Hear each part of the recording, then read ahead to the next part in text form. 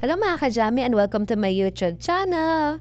So bali mga ka-Jammy, ang video natin ngayon ay hindi tungkol sa cake, but kundi tungkol to sa isang trabaho ko, connected siya doon. So, alam naman po natin na nagkaroon tayo ng bagyong Karina recently lang, month of July, and naglabas po ang pag-ibig na pwede po tayong mag-calamity loan. So, at dahil dyan, merong mga katanungan at ito ang isa sa tinatanong ng karamihan, kung pwede bang mag-calamity loan kung meron kang existing na salary loan or MPL kay Pag-ibig. Para po masagot na ang katanungan na yan, panoorin mo ang video na to hanggang dulo. And napaka-importante po na ikaw ay registered sa Virtual Pag-ibig. And then, punta po tayo sa Google, search Virtual Pag-ibig. And then, i-click po natin yan. And then, data privacy, i-check lang po natin yan, then proceed. And then, punta po tayo sa login. And then, ida-direct niya po tayo dito sa page na to. Kung saan, ilalagay mo yung iyong registered email address, password, and then click login. Ayan. At ito mga ka-Jammy, tinatype ko na yung kanyang registered email address and password, and tinakpan ko po yan for data privacy reasons. After po nating malagay yung email address at password, ida-direct niya po tayo dito and i-click po natin yun yung merong bilog na red. And then, tingnan natin kung meron siyang existing na multipurpose loan or salary loan.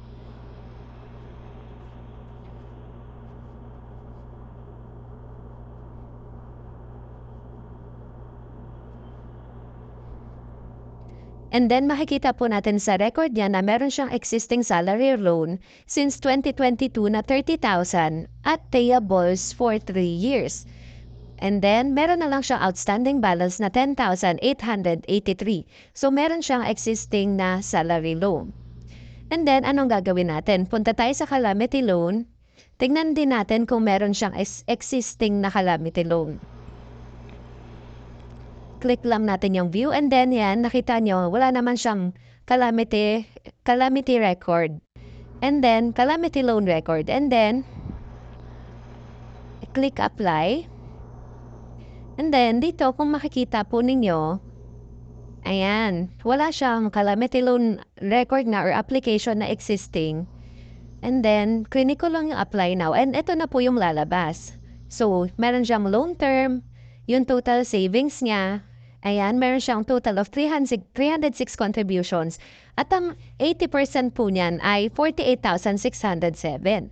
Ibig sabihin po, yan po yung pwede nating i-loan. Kaya lang, meron nga po siyang existing calamity loan na merong outstanding balance na 10,000 plus.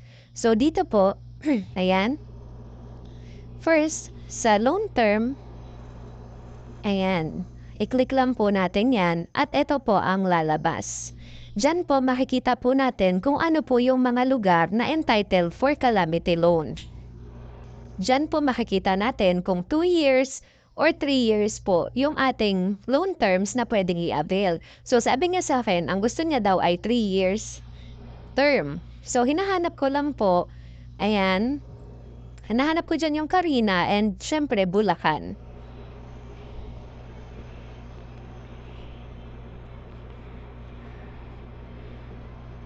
And then, yan medyo mahaba. So, yan nakita ko na yung Karina, yan Macabebe, Pampanga, Metro Manila. Ito yung mga lugar na binaha talaga. And then, ayan, merong Bataan, 2 years, 3 years. And then, merong Batangas, Province of Rizal.